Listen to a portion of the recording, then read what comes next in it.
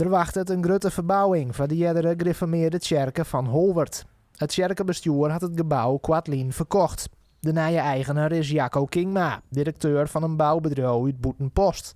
En Kingma die is enthousiast door het gebouw. Het gebouw heeft aan de voorkant 3 hele mooie ingangen. Die gaan we zeker benutten. En het gebouw heeft een hele mooie toren. Die staat mooi in het midden van het pand. Die gaan we ook benutten. Hoe we dat allemaal precies gaan invullen, dat weten we nog niet. Dan moeten we even in overleg met de architect. Maar waarschijnlijk kun je dus in de toekomst slapen en douchen in de toren. En misschien komen er wel zorgappartementen in of kangoeroewoningen. Daar moeten we allemaal gaan bekijken. Het gebeurt de oranje jaren hield iets vaker dat oude kerkengebouwen zijn nieuwe bestemming krijgen.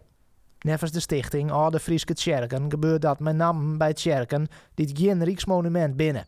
Bij die kerken binnen gewoon wij meer mogelijkheden voor verbouwingen en aanpassingen. Als er wat verandert, dan verandert alleen bijvoorbeeld een lichtstraat voor extra licht. Maar van buiten blijft hij helemaal intact zoals hij nu is. De oude elementen die blijven zoals hij nu is. Er staat bijvoorbeeld een hek voor, die blijft ook helemaal intact. Kerkentjenesten wienen al jaren net meer in het grutte en min isoleerde gebouw. De oranje jaren ziet het wat een beleefcentrum in de kerken. Maar dat koe eind 2020 net meer uit. Het kerkenbestuur dat is wies dat de kerken nou eindelijk zijn nieuwe bestemming krijgt. We zijn echt blij omdat het nou verkocht is aan een man die er een goed doel mee had.